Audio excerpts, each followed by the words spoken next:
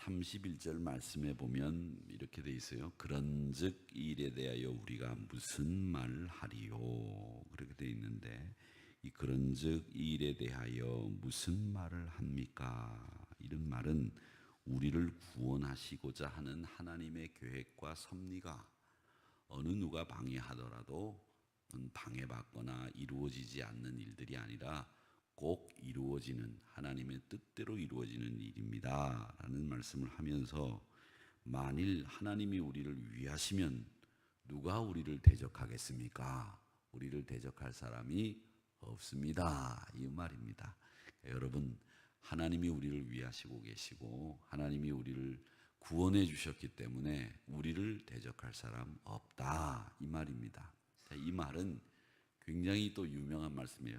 로마서 말씀에는 다 역사적인 배경이 하나씩 다 있어요. 그게 뭐냐면 여러분 아시는 것처럼 이 501년 전에, 정확히 501년 전이죠. 작년이 종교개혁 500주년이었으니까요. 저희 교회 100주년과 이 종교개혁 500주년이 딱 맞아떨어지는데, 이제 1년이 지났으니까 501년 전에 마틴 루터가 종교개혁을 할 때 그 교황청이 이 루터를 죽이려고 애를 많이 썼어요. 중간에 보름스러가 하는 데인가요? 거기로 와라, 교황이 내가 올 테니까 너랑 좀 얘기를 좀 하자. 그래서 루터를 오라고 했습니다. 근데 루터가 거기를 갔으면 루터가 죽었을 거예요. 그런데 루터가 가지를 않았죠. 그렇게 가지를 않았고 계속 어려운 가운데 종교개혁을 일으켜가고 있었는데, 루터가 힘이 들 거 아니에요. 힘이 들어서 야, 그만둬야 되겠다, 이런 생각을 하고 있었는데, 그 루터에게는 15살 어린 아주 친한 친구가 하나 있었습니다. 그 사람이 누구냐면 멜랑, 발음이 좀 약간 이상한데 멜랑크톤이라고 읽어야 된다고 하는데, 멜랑 정확하게 발음하면, 독일식으로 발음하면 필립 멜랑크톤 이렇게 발음을 해야 되는데, 그 사람이 15살 동생인데 이 루터하고 절친이에요. 베프, 요즘 말로 얘기하면 베프예요. 근데 이 사람이 힘들고 어려울 때마다 루터에게 용기를 내세요. 힘 잃지 마세요, 그러면 안 됩니다, 이렇게 이야기하던 사람입니다. 근데 이 루터가 힘들어할 때 이 멜랑톤이 옆에서 굉장히 용기를 많이 주었는데, 얼마나 친한 친구였느냐 하면 두 사람이 죽은 다음에도 유언에 따라서 부부도 아닌데 같은 무덤에 묻혔어요. 그러니까 이 얼마나 친한 친구였는지 알 수 있겠죠. 만약에 예를 들어서 루터가 행동하는 사람이라면, 이 멜랑톤이라고 하는 사람은 머리로 루터에게 위로를 주고 이론을 제공하던 사람이 멜랑톤이라는 사람이었습니다. 그러니까 루터가 뭘 하려고 할 때 이 15살 어린 멜랑톤이 이렇게 하세요, 저렇게 하세요 라고 하는 그 이론을 제공했던 사람이고, 또 루터에게 용기를 줬던 사람입니다. 그러니까 루터가 종교개혁을 하다가 실망을 하고 좌절을 하고 포기하고 싶을 때가 많았을 때, 그때 멜랑크톤이 늘 루터 곁에서 하는 말이, 당신 성경에서 발견한 그 진리를 진리라고 확신할 수 있다면 그 진리가 반드시 이기도록 끝까지 가야 됩니다, 이렇게 용기를 북돋워 주면서 마틴 루터에게 늘 입버릇처럼 하던 말씀이 바로 오늘 31절의 말씀, 하나님이 우리를 위하시면 누가 우리를 대적하리요 라고 하는 이 말씀을 이 멜랑크톤이 마틴 루터에게 계속 말씀을 하셔서, 이 루터가 가장 좋아하는 말씀처럼 만들었고, 루터의 로마서 1장 17절의 말씀, 믿음으로 말미암아 의인이 산다라고 하는 말씀과 이 31절은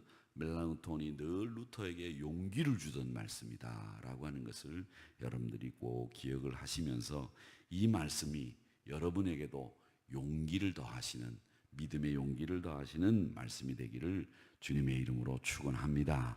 하나님께서 누가 우리를 대적하도록 만드시겠습니까? 여러분, 마귀나 사탄이나 병마나 어떤 것도 하나님이 여러분을 대적할 수 없도록 하나님이 우리를 위하시면 누가 우리를 대적하리요? 라고 하는 이 말씀을 꼭 기억하시고 이 말씀으로 여러분 승리하시기를 주님의 이름으로 축원합니다. 이 말씀에 근거해서 루터가 종교개혁에 대한 승리를 확신했고 또 그 확신을 가지고 끝까지 종교개혁을 이룰 수가 있었다라고 하는 것입니다. 이 확신이 있기 때문에 바울 사도도 이야기를 하는 겁니다. 로마의 막강한 정치력. 제가 어제 로마에 대해서 얘기를 수요일 날 말씀을 드렸습니다마는 자그마한 이 바울이라고 하는 한 사람이 그 로마라고 하는 세계를 향해서 복음을 증거할 수 있었던 이유는 그 마음속에 확신이 있었던 거예요. 누가 하나님이 우리를 위하시면 대적할 수 있겠습니까?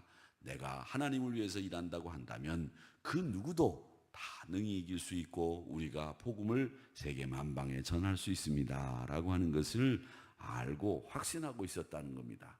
그 확신의 말씀이 또 하나 있죠. 37절의 말씀이 또 확신의 말씀인데 그러나 이 모든 일에 우리를 사랑하시는 이로 말미암아 그냥 우리가 넉넉히 이기는 게 아니에요.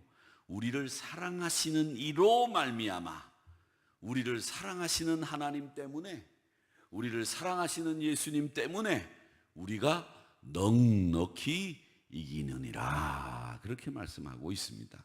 이게 확신이 없으면 고백할 수 없는 말씀이지 않습니까? 그러니까 이 바울 사도는 확신이 분명히 있었기 까닭에 우리를 위하시면 누가 대적을 하겠습니까? 우리를 사랑하시는 이로 말미암아 우리가 넉넉히 이깁니다 라고 하는 말씀을 통해서 바울 사도는 승리를 확신하고 있었다라는 것을 알 수 있습니다. 여러분 믿음이 이깁니다. 여러분 하나님이 여러분을 위하시면 여러분 대적이 여러분을 이기지 못합니다. 여러분을 사랑하시는 이로 말미암아 넉넉히 사랑한다는 사실을 꼭 잊지 마시고 여러분들이 오늘도 승리하셔야 될 줄로 믿습니다. 죄 지지 말고 마귀에게 지지 말고 낙심하지 말고 절망하지 말고 다시 용기를 가지시고 승리를 확신하시기를 바랍니다. 그 승리를 확신하는 근거를 오늘 본문에서는 몇 가지로 제시하고 있는데 그 중에 하나가 뭐냐? 이 믿음은 그 근거가 하나님 주권에 대한 믿음이에요. 하나님 주권에 대한 믿음이라는 말은 결국 이 모든 우주 만물을 누가 주관하신다? 하나님이 주관하신다는 거예요. 하나님이 주관하신다. 사람이 마귀가 사탄이 주관하는 게 아니라는 거예요. 하나님이 주장하신다. 이걸 확실히 믿기 때문에 승리를 믿는 거예요. 여러분 이기는 겁니다. 어떻게 이기느냐? 우리를 사랑하시는 이로 말미암아 넉넉히 이긴다는 겁니다. 어떤 불행이나 고통도 내 삶에서 일어나는 하나님의 계획을 무효화시키거나 중지시킬 수 없다. 이게 바울 사도가 가지고 있었던 확신이에요. 여러분도 그런 확신을 가지셔야 됩니다.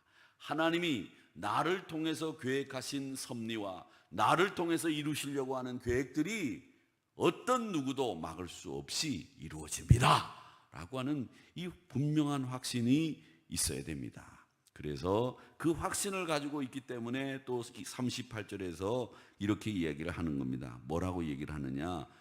28절에서 그렇게 얘기를 합니다. 28절에서 우리가 읽은 말씀이죠. 어제 우리가 알거니와 하나님을 사랑하시는 자 곧 그의 뜻대로 부르심을 입은 자들에게는 모든 것이 합력하여 선을 이룬다. 그렇게 말씀하셨어요. 모든 것을 합력하여 선을 이룬다. 여러분 이 말에는요 나를 도와주는 사람만 내 선을 이루는 사람이 아니에요. 제가 그걸 여러 차례 경험했어요.